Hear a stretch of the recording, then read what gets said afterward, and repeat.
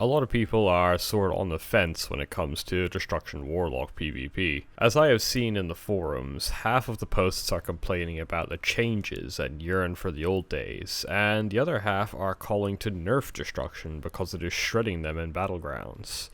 So the real question is it viable? My answer is yes, it is very viable.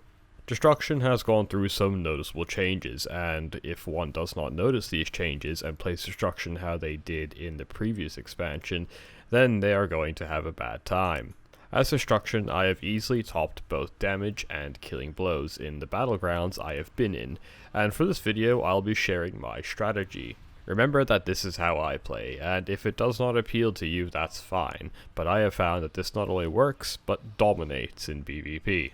Before I go any further, I think I should mention that this is a pre-patch guide, so I will be covering everything about Destruction except PvP talents, because we don't have that live yet, so it's pretty much pointless at the moment. I will delve into them when I get some more hands-on experience with it on the live servers. So with that said, let's begin. For starters, if you play a Warlock, forget everything you have learnt about your class up until now, rotations, mechanics, all of that. Although the Warlock looks the same as it's always been, the changes implemented have drastically changed how to play Destruction in PvP. If you're new to Destruction, then this will be easy for you. So as a Warlock, what classes are on your hit list, and what classes hit lists are you on? This is from experience, so it may vary from person to person. Also, just because I say this class counters yours does not mean that you will lose every time you verse it. It just means that it will be more of a challenge than classes that I've listed as low risk. You might have to be more strategic or use more cooldowns. Anyway, let's get started. For the low risk category, I have listed warriors, shamans, paladins, mages, and balanced druids. Most melee classes you can easily kite, so they do not pose a risk to you. You can also beat most other casters, since you can do either the same damage as them or more on top of self heals and damage mitigation. Next up we have the medium risk category. You may have a challenge with classes such as priests, hunters, druids, and demon hunters. Shadow priests are on par, if not better, at dealing damage and sustaining themselves, so planning out how to deal with one might be necessary. You may encounter a similar problem with hunters, but most are easily managed with cooldowns. And lastly, we have the high risk list, which consists of rogues, death knights, monks, and other warlocks. Most of these classes have very strong caster counters. In most fights, you will probably have to resort to using all of your cooldowns. When versing other warlocks, it depends on skill level over anything else and management of cooldowns. So now let's delve into the talents and I'll explain the rotation.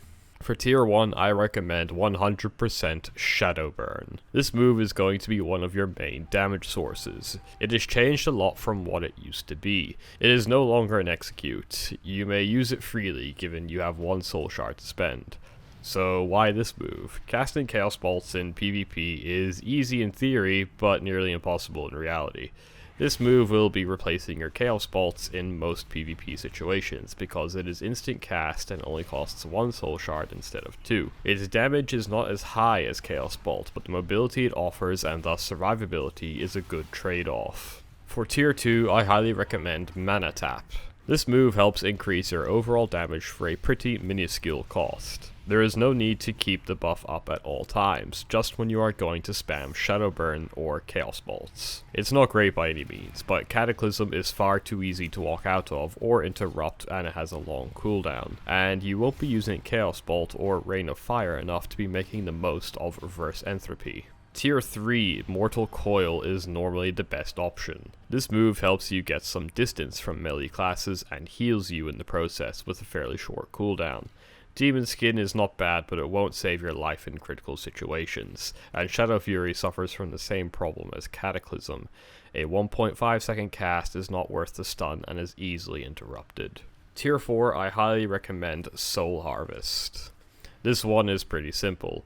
If you see a target you really want dead like a healer, then you pop Mana Tap and Soul Harvest and shred away.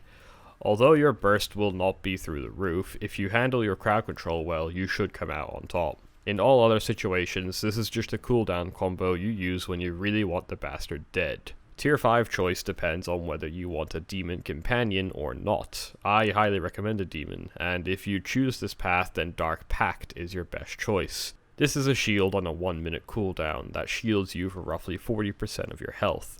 This move is a real lifesaver. If you are not keen on having a demon pet, then Demonic Serpent might be appealing for you, for its increased mobility and shorter cooldown. However, Dark Pact is still viable. Tier 6, I highly recommend Grimoire of Service for that little extra burst DPS.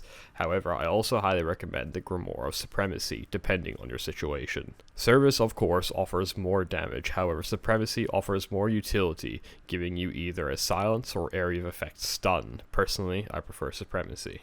And of course, if you just straight up don't like demons, then you are left with Grimoire of Sacrifice. I wouldn't recommend it, but it can work. Lastly, for Tier 7, I recommend 100% Soul Conduit. It's not the most fun ability, but it does offer you more soul shards to work with, which is essential to your overall damage. Next up is Rotation. Immolate is beyond crucial. Although the damage is not too high, you need to have this damage over time ticking constantly to ensure good soul shard generation, which is the main source of your damage. For the most part, this is the only spell that you'll be casting that is not instant cast, apart from Chaos Bolt. The more targets you have immolated, the better. This in turn means soul shard generation. If you are lacking more targets, then resorting to immolating permanent pets is a good option. If you do not have much of a window to cast a spell, use Havoc and then immolate to spread the dot. Next up is your Shadow Burns. Try to never have 5 soul shards up at any time. Any additional ones you are generating are a complete waste. Use Soulburn as your main sources of damage and soul shard consumer. Since it is instant cast, the only way to stop you is stuns. Also, because it is instant cast, you can do fairly high damage on the move. Never stay still unless you are casting. Always kite the enemy, even other casters. Next up is your Chaos Bolt. You should only use this ability if you are not being focused and the enemy is not running out of your line of sight. If the stars align and this happens, then use Chaos Bolt over Shadow Burn, as it does more overall damage. Take full advantage of the situation and cast Havoc on another target, followed by Chaos Bolt for maximum damage output. Conflagrate is your next priority. It deals slightly more damage than Incinerate. It is instant cast, generates a soul shard, and has 2 charges. If you are low on soul shards, then use this move as a guaranteed way of getting them. Do not use Conflagrate if you are full on soul shards or have multiple immolations going and have 4 shards. Lastly, we have Incinerate. This move is very much so useless. You should only ever think about using Incinerate if all other moves are on cooldown and you do not have any soul shards. It is your lowest damaging ability, easily interrupted, and leaves you vulnerable. Avoid it if you can. If you have at least 2 immolates up on 2 targets, then you should never have the need to resort to using this move. Now we shall go through some of the utility Destruction Warlocks have to offer. First up, we have a unique passive that is easily overlooked, being Soul Leech.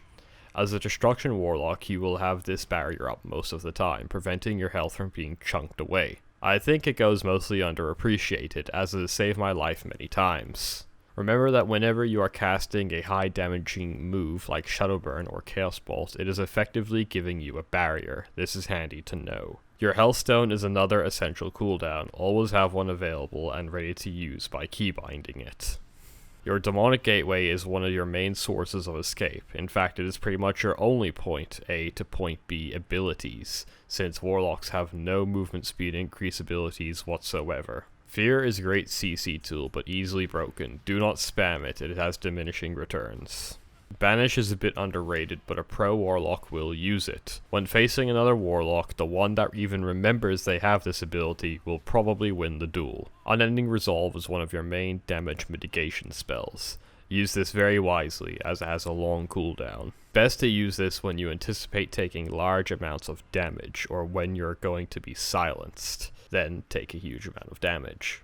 Rain of Fire's damage has been boosted significantly, however it now costs 3 soul shards, making it your most expensive soul shard costing move. Rain of Fire's damage is slightly above Shadowburn's, as long as the enemy stays in the fire for the full duration. Due to this, it can be worth casting if you have excess soul shards and multiple targets in a small area. Drain Life does minuscule damage, but heals pretty significantly. I would only recommend using this move if the enemy is CC'd, either by stun or fear.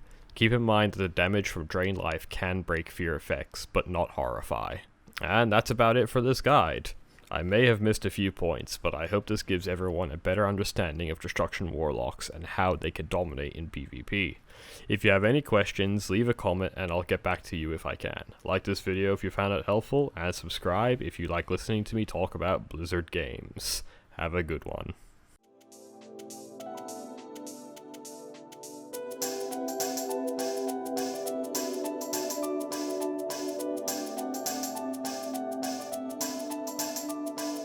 You